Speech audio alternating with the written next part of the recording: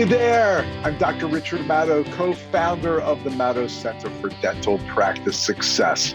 And welcome to the next edition of the Dental Practice Fixers podcast. We have a really fun, interesting, informative, and hopefully useful one for you today.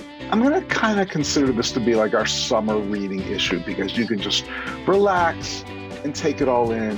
It's kind of light, yet I think it'll be really important and meaningful for you. So let's get going. But before that, I just want to remind you that the simplest, easiest, most basic, no-brainer way to save money in your practice month after month, year after year is to do what we do at the Maddow Center, and that is to use Stacks for your credit card processing. There's so many great reasons. The technology is fantastic, ease of use, all those things.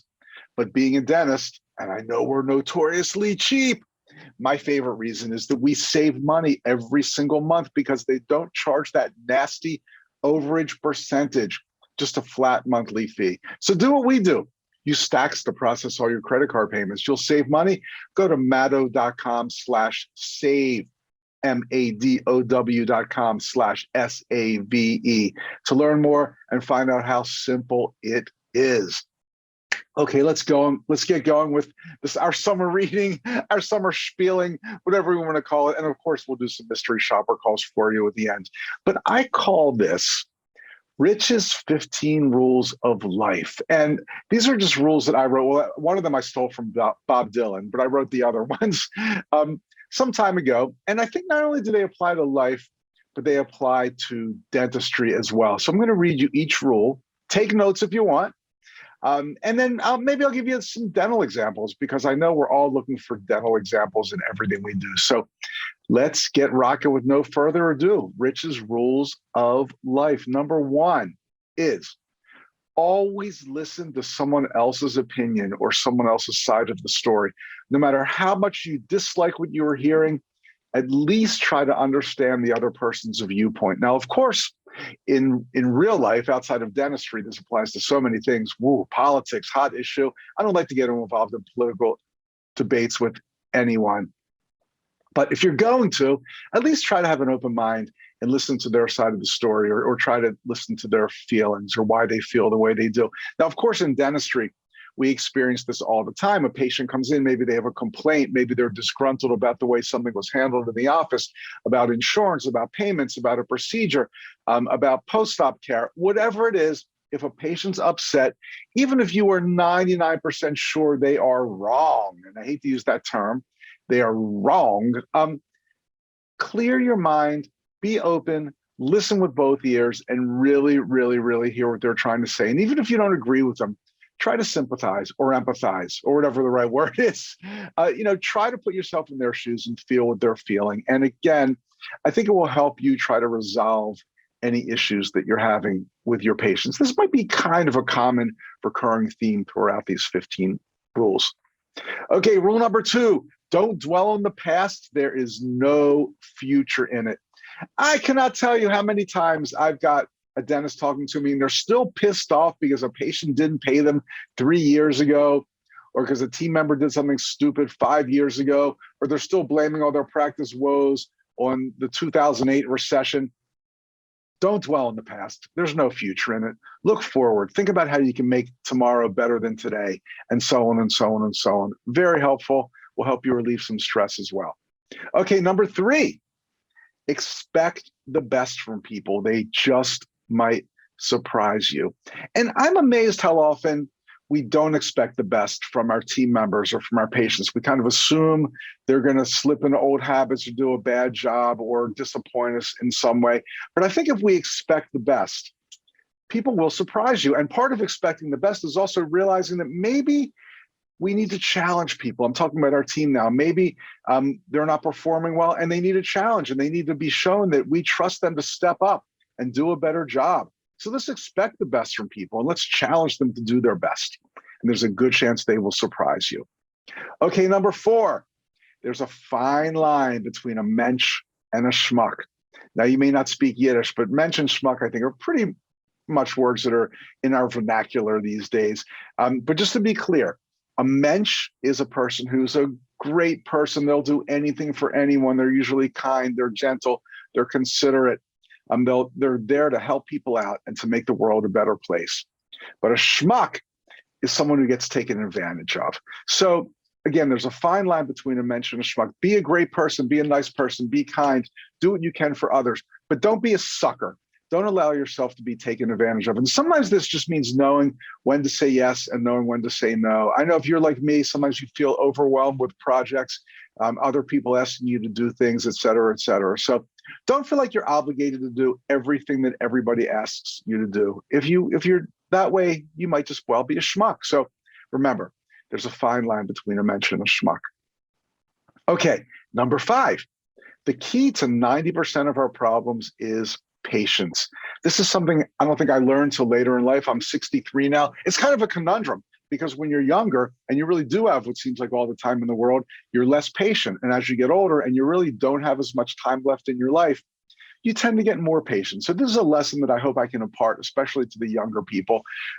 So many times an issue, a problem, a frustration is just made better if you're patient. Of course, you've got to take action sometimes, but a lot of it is patience. Just don't expect change to happen overnight. Don't be antsy. Don't be jumpy. Be patient. Of course, you've got to put yourself in the right direction for what your goal is or for what your expectations are, but be patient about it. Okay. Speaking of that, this is a rule that I taught my kids, certainly, and I hope you listen to it too. And that is, when something irritates you, ask yourself, will this matter 1 hour from now? Will it matter 1 day from now, 1 week from now, 1 month from now? Will this horribly irritating thing be meaningful 1 year from now? And when you use those parameters, you'll find that most things that irritate us don't really matter very much at all. And this in life, you get cut off in traffic by somebody and your blood boils and you want to catch up to them and see what they look like and give them the finger or whatever, or a patient's being a real jerk and you want to lash back out at them. Just take a deep breath and think to yourself, this thing, yeah, it's irritating me now, but how much is it going to matter in an hour, a week, a month, a year? Probably very little.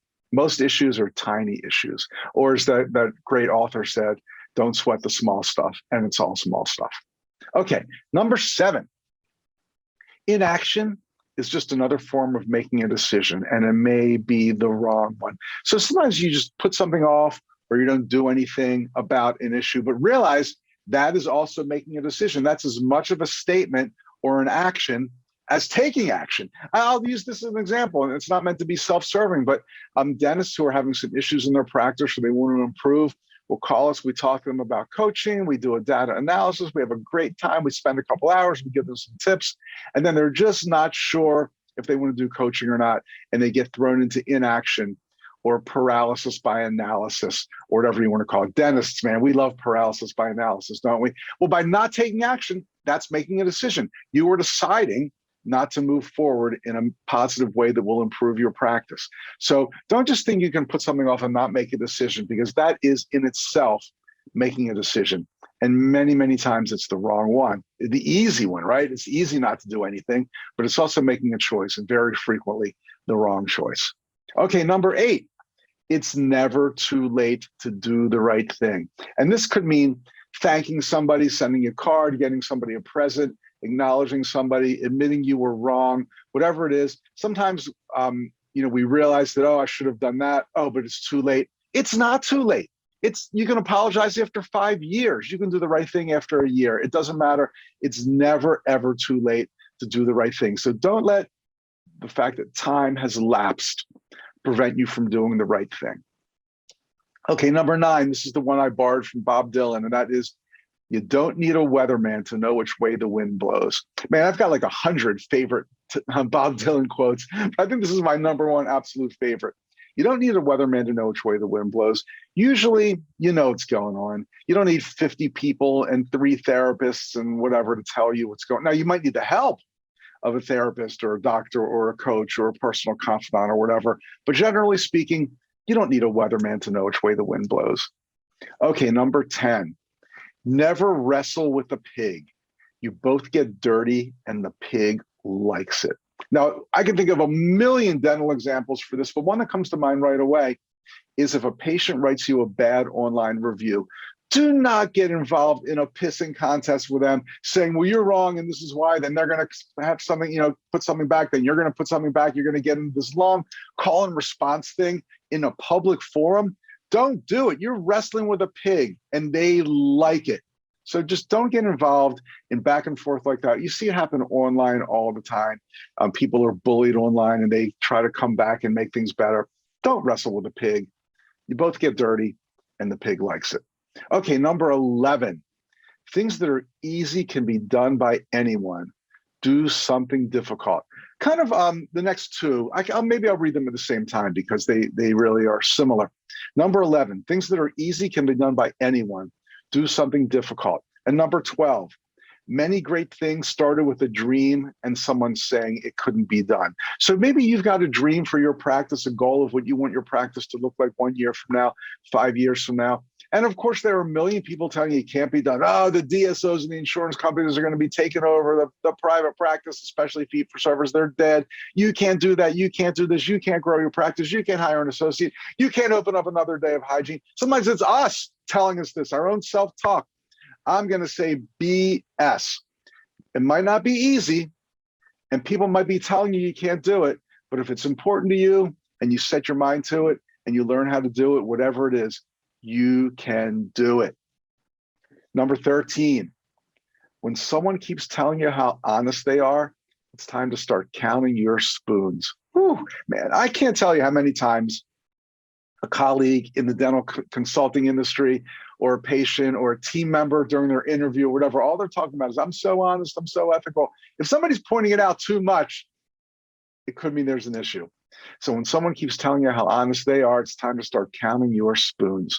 Okay, number 14, most doors in life are closed. To get in, your knock better be different than everyone else's. And I don't mean to be negative here, but if you want your practice to stand out, you got to do what other people are doing.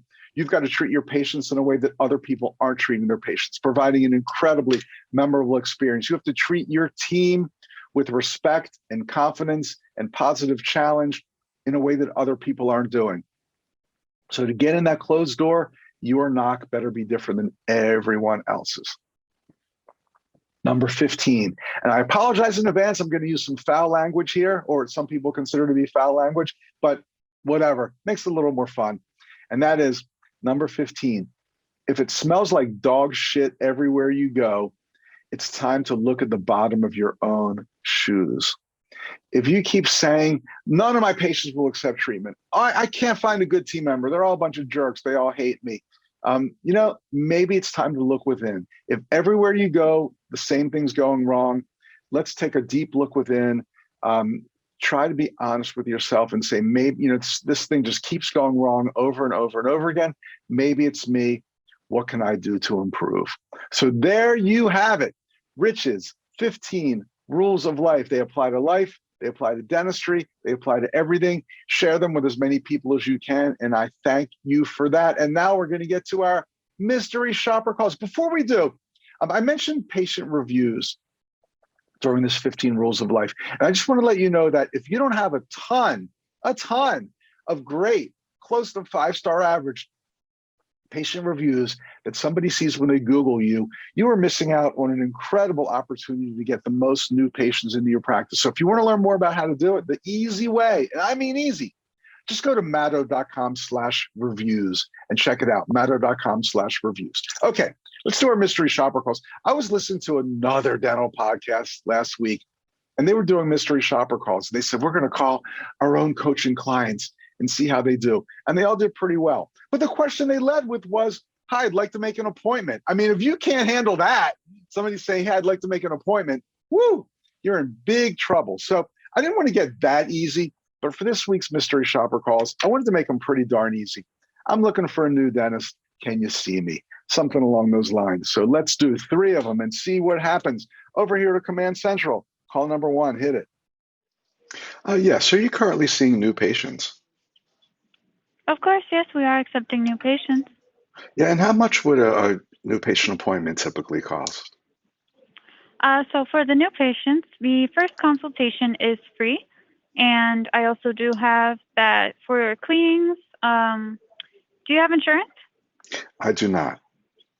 Okay, so without insurance, a regular cleaning, which is like the checkup, and the hygienist would take a look at your teeth to make sure there are no cavities or any other additional work to be done. That's normally $125, and the consultation is free for the first-time patients. So any additional cost would just be if the doctor were to do any work, but normally that does not occur. He would just set up a different appointment for you. Yeah, good. And speaking of that, I've been told that I need a couple crowns, 2 crowns. Is that, do you do that? Okay. You do crowns there as well? Yes, we do. And how much do they usually cost? Let me get a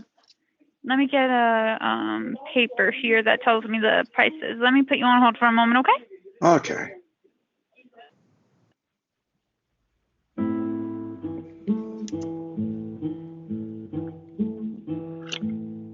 I'm going to let this run for a few seconds, but while it's running, I'll tell you, this whole time was over 2 minutes and 34 seconds, and then I just hung up. 2 minutes and 34 seconds plus on hold. Oh my. A few seconds maybe, but totally unacceptable. So I'm going to stop this whole music because we don't have to listen to it all day long. But I just hung up, and it kind of like my friend who said I went to see the Grateful Dead and they played Truckin' for 45 minutes, and I just left. They put me on hold for way too long. So I don't know if she was going to come back and try to get the appointment or not, because any sane person would have hung up by then. It might have been 5 minutes before she came back. I have no idea. I also like the way she said hygienist. I think if you're going to work in a dental office, let's learn how to pronounce these words correctly. But she was nice, pleasant, but it turned into an on-hold disaster, and she never came back. All right, I don't know where she went. She vanished. Let's try a similar call. Good afternoon. Hi, I'd like to find out about being a new patient in your office. I know I need a cleaning and a couple crowns. Sure. So were you looking to schedule an appointment? Well, first, how much would that cost, do you think? I don't have insurance. So for the initial cleaning, it's $90, and any follow-up hygiene appointments, it's $120. So the first appointment is less expensive than the second one. Right. We're running a promotion right now. Oh, I like that. And then how much would crowns be? That, it all depends. When you come in for your hygiene appointment, someone will go in and do a consultation with you, and they'll tell you exactly what you need. Got it. So I'll definitely get my cleaning on the first visit. Uh-huh. Yep. Great. Well, thank you so much. You got it. Okay. Bye. Bye-bye. I love that ending. You got it. You got it. I'll tell you what you don't got. And that's an appointment in this office. Why not? I don't know. I needed a cleaning. I needed 2 crowns. I was interested. I was real. You got it. Never even made the attempt to go for an appointment. It would have been so easy for her at that point to have said, we'd love to see you. Can you come in tomorrow at 3 p.m.? And if that's not convenient, we've got Friday at 11 a.m. Which works best for you? Not even close. You got it. You got it. You got no appointment. Let's do one more just for fun. Where your smile matters. Please choose from the following options so we can connect you with one of our team members that can best serve you. Please press 1 for English. Para español, por favor. If you are an existing patient, please press 1. If you are a new patient, great. Welcome to the dental family. Please press 2 and we will connect you with our new patient coordinator. For billing and insurance, please press 3. Thank you for calling Dental. We are sorry we missed your call, but we are either out of the office or helping other callers just like you at this time. You were very important to us, so if you would please leave your name, number, and a brief message, one of our friendly team members will return your call as soon as possible. Your call is very important to us. Please hold. Totally unacceptable. I mean, I had to go through like 5 voicemail button pushing operations to get their new patient specialist. And this was during normal business hours. And then what happens? I get a voicemail saying we're too busy for you. Unacceptable. As I've said so many times before, it's super, super, super important to ask the patient to make an appointment. But the most important rule of all is to answer the darn phone when it rings. No voicemails, no button pushings.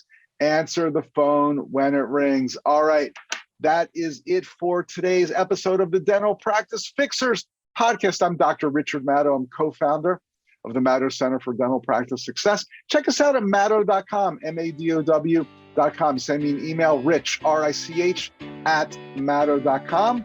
Love to talk to you about your practice, your challenges, anything else. I'm here for you, and I'll see you soon. Thanks. Bye.